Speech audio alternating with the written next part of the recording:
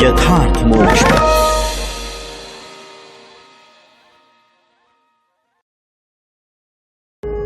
यथार्थ मोक्ष प्रस्तुत कर रहा है अतुल्य संपूर्ण महाभारत श्री महाभारतम लोकपाल सभाख्यान पर्व पंचम अध्याय नारद जी का युधिष्ठिर की सभा में आगमन और प्रश्न के रूप में युधिष्ठिर को शिक्षा देना। भरत श्रेष्ठ, जो लोग तुम्हारे हित के लिए सहर्ष मृत्यु का वरण कर लेते हैं अथवा भारी संकट में पड़ जाते हैं, उनके बाल बच्चों की रक्षा तुम करते हो ना? कुंती नंदन, जो भय से अथवा अपनी धन संपत्ति का नाश होने से तुम्हारी शरण में आया हो या युद्ध में तुमसे परास्त हो गया हो, ऐसे शत्रु का तुम पुत्र के समान पालन करते हो या नहीं? पृथ्वीपते, क्या समस्त भूमंडल की प्रजा तुम्हें ही समदर्शी एवं माता पिता के समान विश्वसनीय मानती है? भरत कुलभूषण, क्या तुम अपने शत्रु को दुर्व्यसनों में फंसा हुआ सुनकर उसके त्रिविध बल पर विचार करके यदि वह दुर्बल हो तो उसके ऊपर बड़े वेग से आक्रमण कर देते हो? शत्रुदमन, क्या तुम पार्षीण ग्रह आदि 12 व्यक्तियों के मंडल को जानकर अपने कर्तव्य का निश्चय करके और पराजय मूलक व्यसनों का अपने पक्ष में अभाव तथा शत्रु पक्ष में आधिक्य देखकर उचित अवसर आने पर दैव्य का भरोसा करके अपने सैनिकों को अग्रिम वेतन देकर शत्रु पर चढ़ाई कर देते हो? परंतप शत्रु के राज्य में जो प्रधान योद्धा हैं, उन्हें छिपे छिपे यथा योग्य रत्न आदि भेंट करते रहते हो या नहीं? कुंती नंदन, क्या तुम पहले अपनी इंद्रियों और मन को जीत कर ही प्रमाद में पड़े हुए अजितेंद्रिय शत्रुओं को जीतने की इच्छा करते हो? शत्रुओं पर तुम्हारे आक्रमण करने से पहले अच्छी तरह प्रयोग में लाए हुए तुम्हारे साम, दान, भेद और दंड, ये 4 गुण विधि पूर्वक उन शत्रुओं तक पहुंच जाते हैं ना? महाराज, तुम अपने राज्य की नींव को दृढ़ करके शत्रुओं पर धावा करते हो ना? उन शत्रुओं को जीतने के लिए पूरा पराक्रम प्रकट करते हो ना? और उन्हें जीतकर उनकी पूर्ण रूप से रक्षा तो करते रहते हो ना? क्या धन रक्षक, द्रव्य संग्राहक, चिकित्सक, गुप्तचर, पाचक, सेवक, लेखक और प्रहरी, इन 8 अंगों और हाथी, घोड़े, रथ एवं पैदल, इन 4 प्रकार के बलों से युक्त तुम्हारी सेना सुयोग्य सेनापतियों द्वारा अच्छी तरह संचालित होकर शत्रुओं का संहार करने में समर्थ होती है ना? शत्रुओं को संतप्त करने वाले महाराज, तुम शत्रुओं के राज्य में अनाज काटने और दुर्भिक्ष के समय की उपेक्षा न करके रणभूमि में शत्रुओं को मारते हो ना? क्या अपने और शत्रु के राष्ट्र में तुम्हारे बहुत से अधिकारी स्थान स्थान में घूम फिरकर प्रजा को वश में करने एवं कर लेने आदि प्रयोजनों को सिद्ध करते हैं और परस्पर मिलकर राष्ट्र एवं पक्ष के लोगों की रक्षा में लगे रहते हैं? महाराज, तुम्हारे खाद्य पदार्थ, शरीर में धारण करने के वस्त्र आदि तथा सूंघने के उपयोग में आने वाले सुगंधित द्रव्यों की रक्षा विश्वस्त पुरुष ही करते हैं ना? तुम्हारे कल्याण के लिए सदा प्रयत्नशील रहने वाले स्वामी भक्त मनुष्यों द्वारा ही तुम्हारे धन भंडार, अन्न भंडार, वाहन, प्रधान द्वार, अस्त्र शस्त्र तथा आय के साधनों की रक्षा एवं देखभाल की जाती है ना? प्रजापालक नरेश, क्या तुम रसोइये आदि भीतरी सेवकों तथा सेनापति आदि बाह्य सेवकों द्वारा भी पहले अपनी ही रक्षा करते हो, फिर आत्मीय जनों द्वारा एवं परस्पर एक दूसरे से उन सब की रक्षा पर भी ध्यान देते हो। तुम्हारे सेवक पूर्वाहन काल में तुमसे मद्यपान, द्यूत क्रीड़ा और युवती स्त्री आदि दुर्व्यसनों में तुम्हारा समय और धन को व्यर्थ नष्ट करने के लिए प्रस्ताव तो नहीं करते? क्या तुम्हारी आय के 1/4 या आधे अथवा 3/4 भाग से तुम्हारा सारा खर्च चल जाता है? तुम अपने आश्रित कुटुंब के लोगों, गुरुजनों, बड़े बूढ़ों, व्यापारियों, शिल्पियों तथा दीन दुखियों को धन धान्य देकर उन पर सदा अनुग्रह करते रहते हो ना? तुम्हारी आमदनी और खर्च को लिखने और जोड़ने के काम में लगाए हुए सभी लेखक और गणक प्रतिदिन पूर्वाहन काल में तुम्हारे सामने अपना हिसाब प्रस्तुत करते हैं ना? किन्हीं कार्यों में नियुक्त किए हुए प्रौढ़, हितैषी एवं प्रिय कर्मचारियों को पहले उनकी किसी अपराध को जांच किए बिना तुम काम से अलग तो नहीं कर देते हो? भारत, तुम उत्तम, मध्यम और अधम श्रेणी के मनुष्यों को पहचान कर उन्हें उनके अनुरूप कार्यों में ही लगाते हो ना? राजन, तुमने ऐसे लोगों को तो अपने कामों पर नहीं लगा रखा है जो लोभी, चोर, शत्रु अथवा व्यवहारिक अनुभव से सर्वथा शून्य हो। चोरों, लोभियों, राजकुमारों या राजकुल की स्त्रियों द्वारा अथवा स्वयं तुमसे ही तुम्हारे राष्ट्र को पीड़ा तो नहीं पहुंच रही है? क्या तुम्हारे राज्य के किसान संतुष्ट हैं? क्या तुम्हारे राज्य के सभी भागों में जल से भरे हुए बड़े बड़े तालाब बनवाए गए हैं? केवल वर्षा के पानी के भरोसे ही तो खेती नहीं होती है। तुम्हारे राज्य के किसान का अन्न या बीज तो नष्ट नहीं होता? क्या तुम प्रत्येक किसान पर अनुग्रह करके उसे 1 रुपया सैकड़े ब्याज पर ऋण देते हो? तात, तुम्हारे राष्ट्र में अच्छे पुरुषों द्वारा वार्ता, कृषि, गोरक्षा तथा व्यापार का काम अच्छी तरह किया जाता है ना? क्योंकि इस वार्ता वृत्ति पर अवलंबित रहने वाले लोग ही सुखपूर्वक उन्नति करते हैं। राजन, क्या तुम्हारे जनपद के प्रत्येक गांव में शूरवीर, बुद्धिमान और कार्यकुशल 5-5 पंच मिलकर सुचारू रूप से जनहित के कार्य करते हुए सबका कल्याण करते हैं? क्या नगरों की रक्षा के लिए गांवों को भी नगर के ही समान बहुत से शूरवीरों द्वारा सुरक्षित कर दिया गया है? सीमावर्ती गांवों को भी अन्य गांवों की भांति सभी सुविधाएं दी गई हैं तथा क्या वे सभी प्रांत, ग्राम और नगर तुम्हें धन समर्पित करते हैं?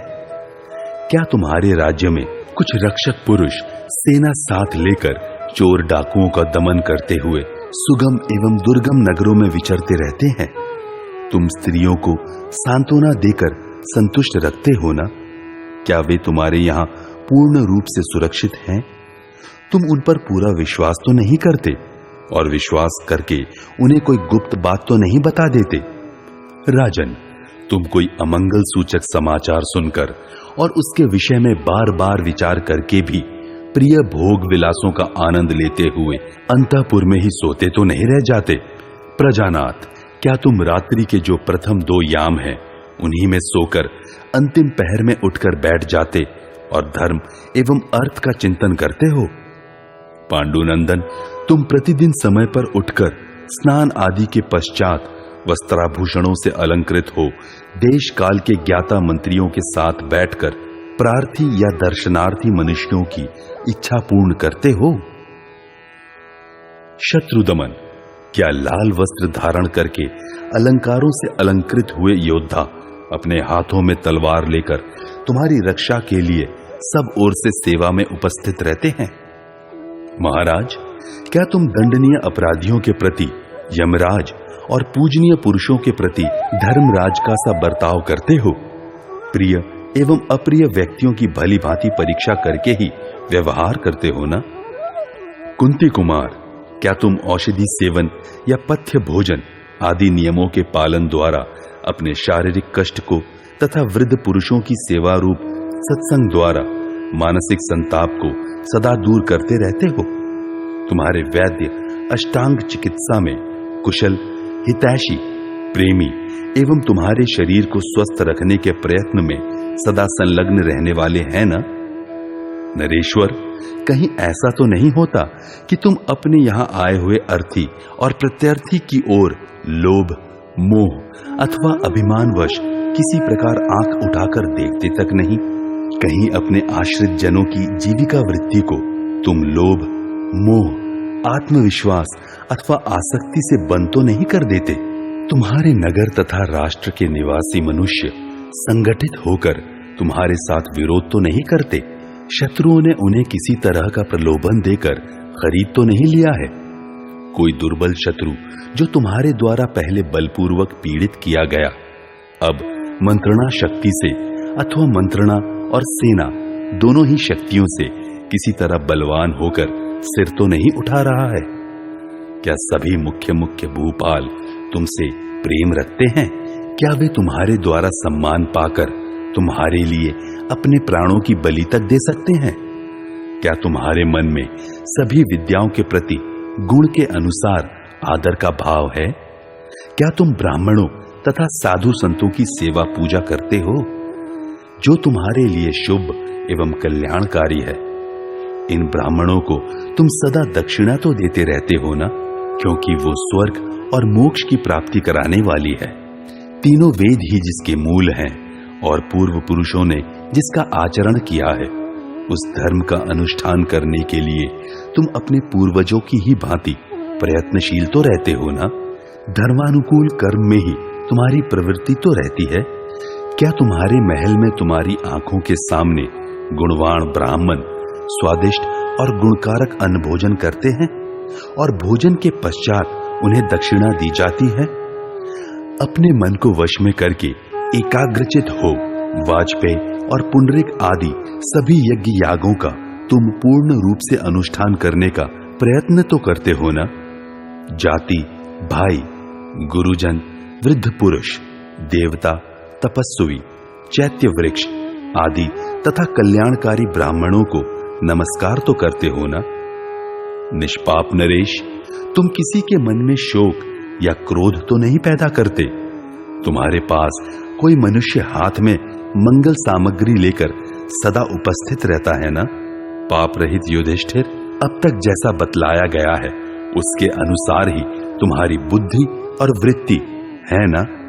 ऐसी धर्मानुकूल बुद्धि और वृत्ति आयु तथा यश को बढ़ाने वाली एवं धर्म, अर्थ तथा काम को पूर्ण करने वाली है। जो ऐसी बुद्धि के अनुसार बर्ताव करता है, उसका राष्ट्र कभी संकट में नहीं पड़ता। वह राजा सारी पृथ्वी को जीतकर बड़े सुख से दिनों दिन उन्नति करता है। कहीं ऐसा तो नहीं होता कि शास्त्र कुशल विद्वानों का संग न करने वाले तुम्हारे मूर्ख मंत्रियों ने किसी विशुद्ध हृदय वाले श्रेष्ठ एवं पवित्र पुरुष पर चोरी का अपराध लगाकर उसका सारा धन हड़प लिया हो और फिर अधिक धन के लोभ से वे उसे प्राणदंड देते हो? नरश्रेष्ठ, कोई ऐसा दुष्ट चोर जो चोरी करते समय गृह रक्षकों द्वारा देख लिया गया और चोरी के माल सहित पकड़ लिया गया हो, धन के लोभ से छोड़ तो नहीं दिया जाता। भारत, तुम्हारे मंत्री चुगली करने वाले लोगों के बहकावे में आकर विवेक शून्य हो किसी धनी के या दरिद्र के थोड़े समय में ही अचानक पैदा हुए अधिक धन को मिथ्या दृष्टि से तो नहीं देखते, या उनके बढ़े हुए धन को चोरी आदि से लाया हुआ तो नहीं मान लेते। युधिष्ठिर, तुम नास्तिकता, झूठ, क्रोध, प्रमाद, दीर्घ सूत्रता, ज्ञानियों का संग न करना, आलस्य, पांचों इंद्रियों के विषयों में आसक्ति, प्रजाजनों पर अकेले ही विचार करना, अर्थशास्त्र को न जानने वाले मूर्खों के साथ विचार विमर्श, निश्चित कार्यों के आरंभ करने में विलंब या टाल मटोल, गुप्त मंत्रणा को सुरक्षित न रखना, मांगलिक उत्सव आदि न करना तथा एक साथ ही सभी शत्रुओं पर चढ़ाई कर देना, इन राज संबंधी 14 दोषों का त्याग तो करते हो ना? क्योंकि जिनके राज्य की जड़ जम गई है, ऐसे राजा भी इन दोषों के कारण नष्ट हो जाते हैं। क्या तुम्हारे वेद सफल हैं? क्या तुम्हारा धन सफल है? क्या तुम्हारी स्त्री सफल है? और क्या तुम्हारा शास्त्र ज्ञान सफल है? युधिष्ठिर ने पूछा, देवर्षि, वेद कैसे सफल होते हैं, धन की सफलता कैसे होती है, स्त्री की सफलता कैसे मानी गई है तथा शास्त्र ज्ञान कैसे सफल होता है। नारद जी ने कहा, राजन, वेदों की सफलता अग्निहोत्र से होती है, दान और भोग से ही धन सफल होता है, स्त्री का फल है रति और पुत्र की प्राप्ति तथा शास्त्र ज्ञान का फल है शील और सदाचार। वैशंपायन जी कहते हैं, राजन, ये कहकर महातपस्वी नारद मुनि ने धर्मात्मा युधिष्ठिर से पुनः इस प्रकार प्रश्न किया। नारद जी ने पूछा, राजन, कर वसूलने का काम करने वाले तुम्हारे कर्मचारी लोग दूर से लाभ उठाने के लिए आए हुए व्यापारियों से ठीक ठीक कर वसूल करते हैं ना? महाराज, वे व्यापारी लोग आपके नगर और राष्ट्र में सम्मानित हो बिक्री के लिए उपयोगी सामान लाते हैं ना?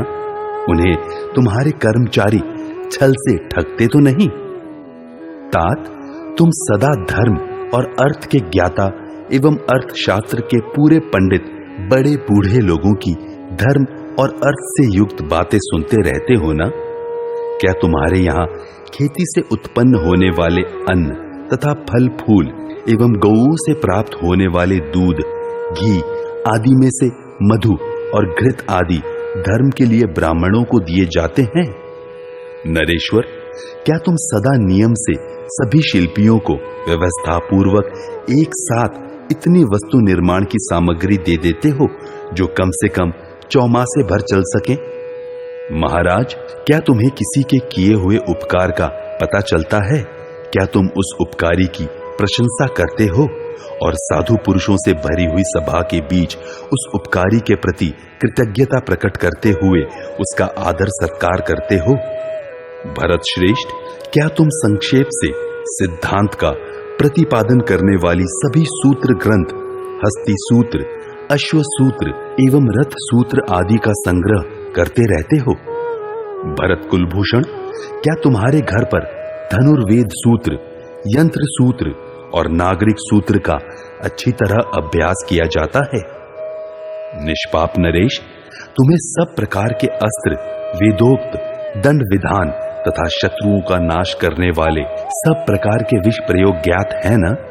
क्या तुम अग्नि, सर्प, रोग तथा राक्षसों के भय से अपने संपूर्ण राष्ट्र की रक्षा करते हो? धर्मज्ञ, क्या तुम अंधों, गूंगों, पंगुओं, अंगहीनों और बंधु बांधवों से रहित अनाथों तथा सन्यासियों का भी पिता की भांति पालन करते हो? महाराज, क्या तुमने निद्रा, आलस्य, भय, क्रोध, कठोरता और दीर्घ सूत्रता, इन 6 दोषों को पीछे कर दिया है? वैशंपायन जी कहते हैं, जन्मेजय, कुरुश्रेष्ठ महात्मा राजा युधिष्ठिर ने ब्रह्मा के पुत्रों में श्रेष्ठ नारद जी का यह वचन सुनकर उनके दोनों चरणों में प्रणाम एवं अभिवादन किया और अत्यंत संतुष्ट हो देव स्वरूप नारद जी से कहा। युधिष्ठिर बोले, देवर्षि, आपने जैसा उपदेश दिया है वैसा ही करूंगा। आपके इस प्रवचन से मेरी प्रज्ञा और भी बढ़ गई है।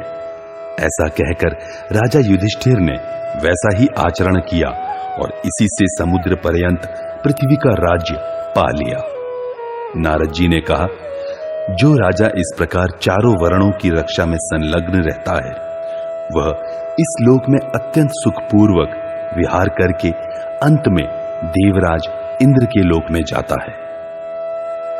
इस प्रकार श्री महाभारत सभा पर्व के अंतर्गत लोकपाल सभाख्यान पर्व में नारद जी के द्वारा प्रश्न के व्याज से राजधर्म का उपदेश विषयक 5वां अध्याय पूरा हुआ। 6वां अध्याय युधिष्ठिर की दिव्य सभाओं के विषय में जिज्ञासा। वैशंपायन जी कहते हैं, जन्मेजय, देवर्षि नारद का ये उपदेश पूर्ण होने पर धर्मराज युधिष्ठिर ने भली भांति उनकी पूजा की। तदनंतर उनसे आज्ञा लेकर उनके प्रश्न का उत्तर दिया। युधिष्ठिर बोले, भगवान, आपने जो ये राजधर्म का यथार्थ सिद्धांत बताया है वह सर्वथा न्यायोचित है। मैं आपके इस न्यायानुकूल आदेश का यथाशक्ति पालन करता हूं। इसमें संदेह नहीं कि प्राचीन काल के राजाओं ने जो कार्य जैसे संपन्न किया वह प्रत्येक न्यायोचित, सकारण और किसी विशेष प्रायोजन से युक्त होता था। प्रभु, हम भी उन्हीं के उत्तम मार्ग से चलना चाहते हैं, परंतु उस प्रकार चल नहीं पाते जैसे वे नियतात्मा महापुरुष चला करते थे। वैशंपायन जी कहते हैं, जन्मेजय, ऐसा कहकर धर्मात्मा युधिष्ठिर ने नारद जी के पूर्वोक्त प्रवचन की बड़ी प्रशंसा की। फिर संपूर्ण लोकों में विचरने वाले नारद मुनि जब शांति पूर्वक बैठ गए, तब 2 घड़ी के बाद ठीक अवसर जानकर महातेजस्वी पांडुपुत्र राजा युधिष्ठिर भी उनके निकट आ बैठे और संपूर्ण राजाओं के बीच वहां उनसे इस प्रकार पूछने लगे। युधिष्ठिर ने पूछा, मुनिवर, आप मन के समान वेगशाली हैं, अतः ब्रह्मा जी ने पूर्व काल में जिनका निर्माण किया है, उन अनेक प्रकार के बहुत से लोकों का दर्शन करते हुए आप उनमें सदा बेरोक टोक विचरते रहते हैं। ब्राह्मण, क्या आपने पहले कहीं ऐसी या इससे भी अच्छी कोई सभा देखी है? मैं जानना चाहता हूं, अतः आप मुझसे ये बात बताएं। वैशंपायन जी कहते हैं, जन्मेजय, धर्मराज युधिष्ठिर का ये प्रश्न सुनकर देवर्षि नारद जी मुस्कुराने लगे और उन पांडु कुमार को इसका उत्तर देते हुए मधुर वाणी में बोले। नारद जी ने कहा, तात, भरतवंशी नरेश, मणि एवं रत्नों की बनी हुई जैसी तुम्हारी ये सभा है, ऐसी सभा मैंने मनुष्य लोक में न तो पहले कभी देखी है और न कानों से ही सुनी है। भरत श्रेष्ठ, यदि तुम्हारा मन दिव्य सभाओं का वर्णन सुनने को उत्सुक हो तो मैं तुम्हें पितृराज यम, बुद्धिमान वरुण, स्वर्गवासी इंद्र, कैलाश निवासी कुबेर तथा ब्रह्मा जी की दिव्य सभा का वर्णन सुनाऊंगा, जहां किसी प्रकार का क्लेश नहीं है एवं जो दिव्य और अदिव्य भोगों से संपन्न तथा संसार के अनेक रूपों से अलंकृत है। वह देवता, पितृगण, साध्यगण, याजक तथा मन को वश में रखने वाले शांत मुनिगणों से सेवित हैं। वहां उत्तम दक्षिणाओं से युक्त वैदिक यज्ञों का अनुष्ठान होता रहता है। नारद जी के ऐसा कहने पर भाइयों तथा संपूर्ण श्रेष्ठ ब्राह्मणों के साथ महामनस्वी धर्मराज युधिष्ठिर ने हाथ जोड़कर उनसे इस प्रकार कहा, महर्षि, हम सभी दिव्य सभाओं का वर्णन सुनना चाहते हैं। आप उनके विषय में सब बातें बताइए। ब्राह्मण, उन सभाओं का निर्माण किस द्रव्य से हुआ है? उनकी लंबाई चौड़ाई कितनी है? ब्रह्मा जी की उस दिव्य सभा में कौन कौन सभासद उन्हें चारों ओर से घेर कर बैठते हैं? इसी प्रकार देवराज इंद्र, वैवस्वत, यम, वरुण तथा कुबेर की सभा में कौन कौन लोग उनकी उपासना करते हैं? ब्रह्म ऋषि, हम सब लोग आपके मुख से ये सब बातें यथोचित रीति से सुनना चाहते हैं। हमारे मन में उसके लिए बड़ा कौतूहल है। पांडु कुमार युधिष्ठिर के इस प्रकार पूछने पर नारद जी ने उत्तर दिया, राजन, तुम हमसे यहाँ उन सभी दिव्य सभाओं का क्रमशः वर्णन सुनो। इस प्रकार श्री महाभारत सभा पर्व के अंतर्गत लोकपाल सभाख्यान पर्व में युधिष्ठिर की दिव्य सभाओं के विषय में जिज्ञासा विषयक 6वां अध्याय पूरा हुआ।